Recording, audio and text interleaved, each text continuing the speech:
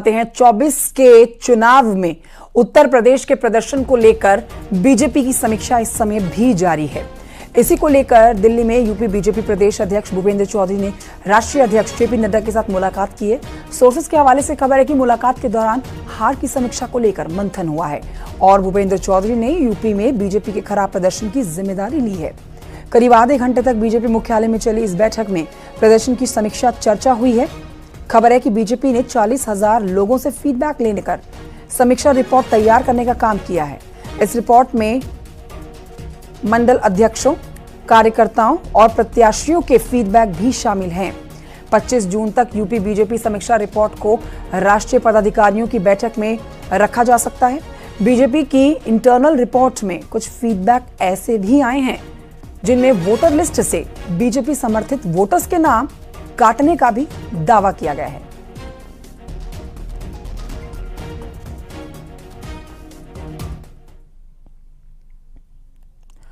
उधर आपको बताएंगे, लोकसभा चुनाव के दौरान पार्टी से साइडलाइन किए गए आकाश आनंद को मायावती ने फिर से बड़ी जिम्मेदारी दी है। ये बड़ी अपडेट आप तक पहुंचा रहे हैं, जिसमें मायावती ने उत्तराखंड में विधानसभा उपचुनाव के लिए आकाश आनंद को स्टार प्रचारक बना दिया है। उत्तराखंड की 2 सीट मंगलौर और बद्रीनाथ सीट पर चुनाव के लिए प्रचार करेंगे आकाश आनंद।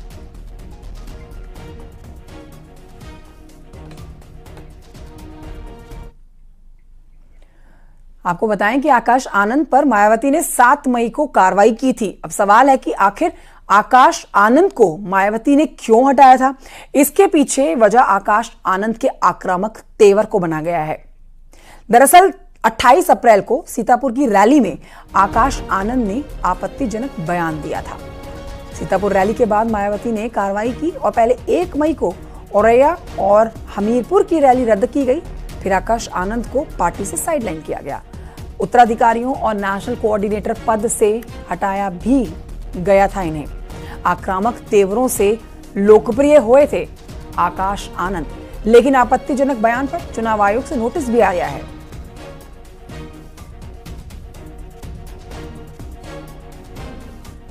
देखिए, जिस समय मायावती ने आकाश आनंद पर कार्रवाई की थी, उस समय मायावती ने क्या कहकर उन्हें हटाया था, ये जान लीजिए आप। आपको बता देते हैं कि बीएसपी बाबा साहेब के सम्मान और सामाजिक सम्मान का मूवमेंट है और इसे गति देने के लिए नई पीढ़ी को तैयार किया जा रहा है। इसके तहत अन्य लोगों के साथ आकाश आनंद को ले नेशनल कोऑर्डिनेटर और उत्तराधिकारी इनको बनाया, लेकिन पार्टी और मूवमेंट के हित में पूर्ण परिपक्व होने तक आकाश को दोनों जिम्मेदारियों से अलग किया गया था। सीतापुर में आकाश आनंद के भड़काऊ भाषण के बाद उनके खिलाफ मुकदमा भी दर्ज हुआ था, जिसमें पार्टी के 3 पदाधिकारियों और प्रत्याशियों को भी नामजद किया गया था। मायावती ने इसे बेहद गंभीरता से लेते हुए आकाश आनंद की रैलियों के आयोजन पर रोक लगा दी थी। और अब आपको यहां पर बता देते हैं कि लंदन से एमबीए की पढ़ाई करने के बाद आकाश आनंद की राजनीति में एंट्री हुई है। थोड़ा सा इनका बैकग्राउंड आप समझ लीजिए। साल 2017 में मायावती ने इन्हें लॉन्च किया। 2019 में बीएसपी में औपचारिक तौर पर शामिल हो गए। 2019 लोकसभा चुनाव में स्टार प्रचारक रहे। 2019 में बीएसपी के नेशनल कोऑर्डिनेटर बने। दिसंबर 2023 को मायावती ने उत्तराधिकारी बनाया इन्हें। अब 2024 लोकसभा चुनाव में भी स्टार प्रचारक बने।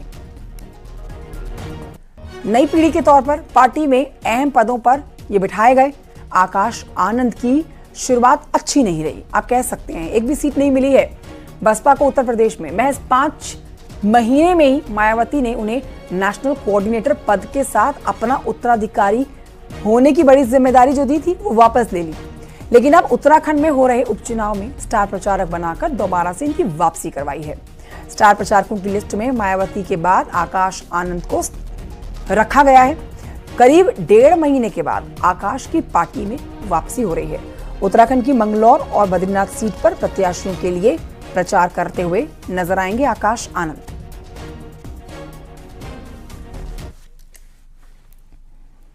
और अब बात करते हैं मुख्यमंत्री योगी आदित्यनाथ की। लखनऊ में सीएम योगी ने बिजली विभाग के अधिकारियों के साथ बैठक की है। बैठक में बिजली विभाग के अधिकारी मौजूद रहे हैं। शाम को 6 बजे भी ये बैठक होनी है 6:15 पर। एक सही टाइम आपको बता रहे हैं जब बैठक शुरू होगी। 6:15 पर होमगार्ड के खाली पदों पर भर्ती के लिए सीएम योगी बैठक करने जा रहे हैं। ये दूसरी बैठक होगी आज की। साथ ही आपको ये भी बता देते हैं कि आज की तीसरी बैठक भी होने जा रही है, बेहद अहम वो बैठक जिसमें आउटसोर्सिंग के जरिए हो रही भर्ती में संशोधन के लिए शाम 7 बजे सीएम योगी बैठक लेंगे।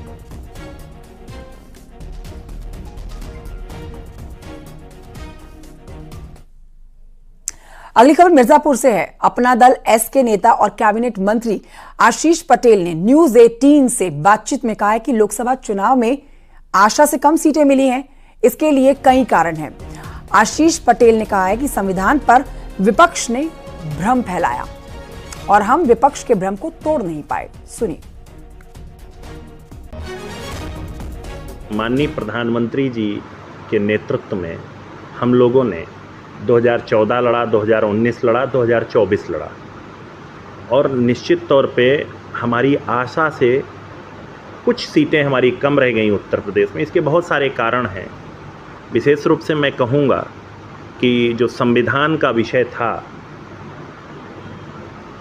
उसको विपक्ष जो है उस पर भ्रम फैलाने में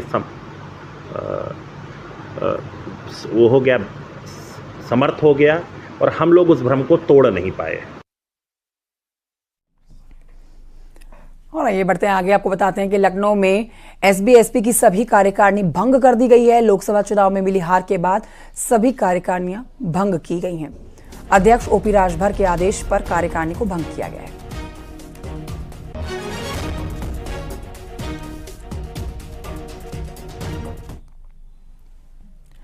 उत्तर प्रदेश में एक बार फिर से चुनावी बिगुल बजने वाला है।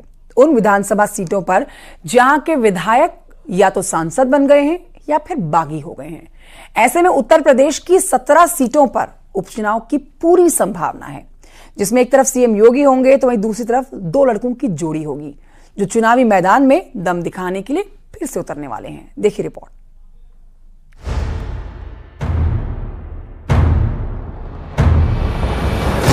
बदलाव चाहती है।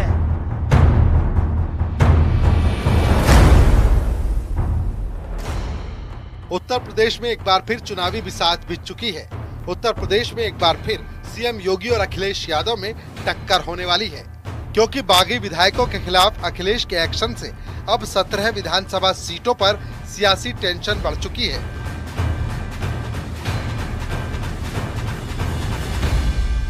लोकसभा चुनाव में इंडिया गठबंधन के बेहतरीन प्रदर्शन के बाद अब एक बार फिर यूपी में होने वाले विधानसभा उपचुनाव को लेकर सियासत तेज हो गई है। एक तरफ जहां समाजवादी पार्टी के 7 बागी विधायकों के खिलाफ अखिलेश यादव ने कड़ा रुख अपनाया है, तो वहीं दूसरी ओर यूपी में विधानसभा की 10 खाली सीटों के लिए बीजेपी ने रणनीति तैयार करनी शुरू कर दी है। यानी यूपी में होने वाली ये सियासी लड़ाई कुल 17 विधानसभा सीटों पर होने वाली है। इसमें अगर बात की जाए तो 9 विधानसभा की सीटें ऐसी हैं जिनमें जो विधायक थे वो सांसद बन गए हैं, यानी कि वो सांसद चुन लिए गए हैं। अब विधायकी की वो सीटें खाली होंगी, उन पर दूसरे लोग चुनावी मैदान में उतरेंगे। वहीं एक विधायक की सदस्यता निरस्त हुई है, यानी कि 10 सीटें ये हो गई हैं और 7 जो विधानसभा की सीटें हैं जिनमें 7 विधायकों ने राज्यसभा में क्रॉस वोटिंग की थी भारतीय जनता पार्टी के पक्ष में। तो ऐसे में समाजवादी पार्टी उनके खिलाफ बाकायदा विधानसभा अध्यक्ष के यहाँ साक्ष्य के साथ जाएगी और अगर उनकी सदस्यता निरस्त होती है तो उन 7 सीटों पर भी विधानसभा के उपचुनाव होंगे। हाल ही में लोकसभा चुनाव के जो नतीजे सामने आए हैं उसके बाद प्रदेश की कई सीटों पर समीकरण बदले हुए नजर आ रहे हैं। समाजवादी पार्टी और कांग्रेस का गठबंधन पहले के मुकाबले कई सीटों पर मजबूत हुआ है। वहीं लोकसभा चुनाव के बाद कई सीटों पर बीजेपी कमजोर हुई है। यूपी की जिन सीटों पर उपचुनाव होना है वो सीटें हैं फूलपुर, मझवा, मीरापुर, मिल्कीपुर, करहल, कुंदरकी, गाजियाबाद, कटेहरी और खैर। इसके अलावा रायबरेली की ऊंचाहार सीट भी सुर्खियों में है, क्योंकि इस सीट से विधायक मनोज पांडे अब बीजेपी में शामिल हो चुके हैं, लेकिन इस सीट को अभी तक खाली घोषित नहीं किया गया है। देखिए, अभी सांसदों ने इस्तीफा दिया है। वो समाजवादी पार्टी के एक सांसद को सजा हुई है, एक विधायक को सजा हुई है कानपुर में। ऐसी 10 सीटें खाली होने की संभावना है। संभावनाओं पर आकलन किया जा रहा है कि 6 महीने के अंदर चुनाव घोषित होगा। उनके इस्तीफे के बाद निर्वाचन आयोग को जाता है, विधानसभा अध्यक्ष इस्तीफा स्वीकार करते हैं और निर्वाचन आयोग अपने कार्यक्रम देश भर के उपचुनावों के साथ घोषित करता है। हम निश्चित रूप से हम पिछले दिनों भी उपचुनावों को हम जीते हैं। हमारे पास नेता हैं, हमारे पास नीति है, हमारे पास संगठन है, संगठन का मजबूत आधार है।